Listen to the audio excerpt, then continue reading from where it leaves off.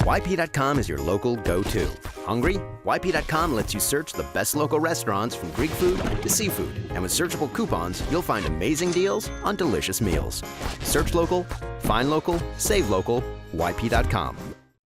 Hi again, everyone, and welcome to another edition of the Chuck Driesell Show with the head coach of the Bulldogs. I'm Mike Legg, and we welcome you to another edition of the program. And wanted to kind of start things off here, Coach, as we get into the stretch of the league season. You got 3 weeks left in the league, and something that I mentioned to one of your players after the game the other day, it was Ashton Moore, as a matter of fact, was that you still have a pretty lofty goal that's out there ahead of you, potentially, and that is play your better basketball as the season gets closer to ending, and you still have an opportunity to go all the way to the NCAA tournament.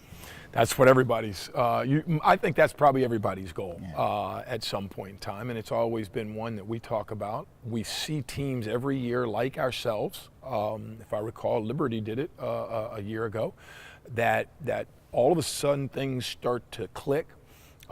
And everything is just right in line, and the reason for that is because those teams just keep grinding, they keep believing, and they keep working hard and just keep trying to improve. And people call it miracles. We call it just the harder you work, the luckier you get. And that's what we're going to continue to do.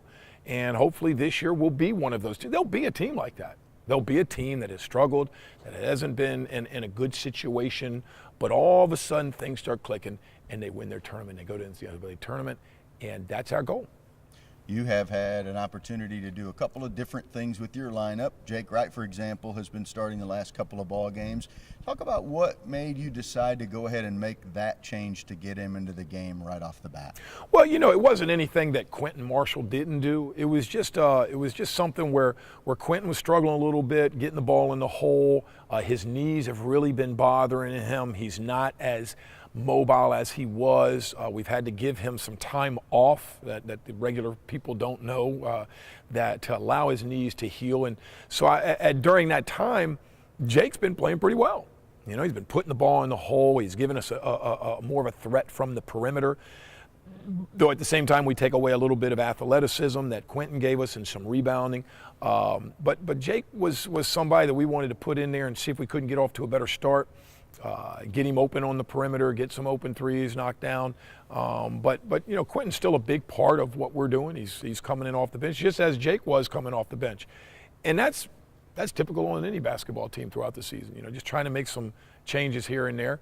But it's because Jake's been playing pretty well, and Quentin's been struggling a little bit, and we just wanted to see if we could get off to a little different start. I mentioned Ashton Moore a little while ago, and having talked to him after the UNCG game, the reason I did that was because he had a 32-point night, which was his best statistical game of the season so far. And from the beginning of that ball game, it looked like he really had the intent of trying to insert himself a little more from the beginning. He's one of those guys that, as we know, can click on, but has done a lot of that in the second half of ball games this year. He has, but he's also been, we've had some games where he's been a little less aggressive. The Furman game, for example, where we would have needed him to be more aggressive, and that's all part of the process. You know, he had a tremendous game against UNCG in terms of putting the ball in the hole. Now, he didn't shoot the ball as well as he can. You know, which is surprising. You know, if he had shot the ball what he normally does, he might have had 39, 40 points. But he was aggressive, and that's what we need him to be every single night for us to have a chance to win. So hopefully he can continue to do that. I can tell you one thing about Ashton is I think he was happy that he scored 32 points, but he was more disappointed that we didn't win and him have that many points. So we've already met, we've talked.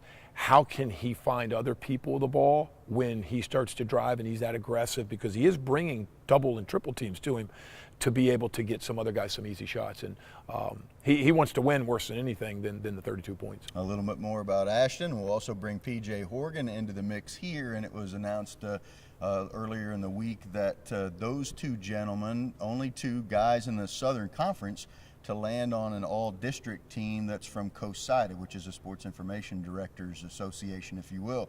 And so anytime you're one of only two guys in a league as big as the Southern Conference, that's a pretty big deal for a couple of your guys. Oh, it's a really big deal. You know, I think that's what college basketball is all about. It's not all about the wins and the losses and the championships. Those are things that are important, and those are things that you want to achieve because they're lifetime memories. But at the end of the day, it's your approach. It's how you work. It's the experiences that you learn while you're involved with college athletics, and it's the academic part as well.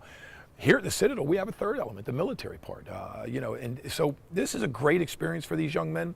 I am so proud of those two guys and the fact that they can do what we do out here on the court, day in and day out, do what they do in the classroom, do what they do in the military aspects here, and then still be able to be two of the best at it in a very good conference where there's a bunch of very talented young men who are all trying to achieve the same thing. And so that's a great representation of them and their families, but also of the Citadel and our basketball program.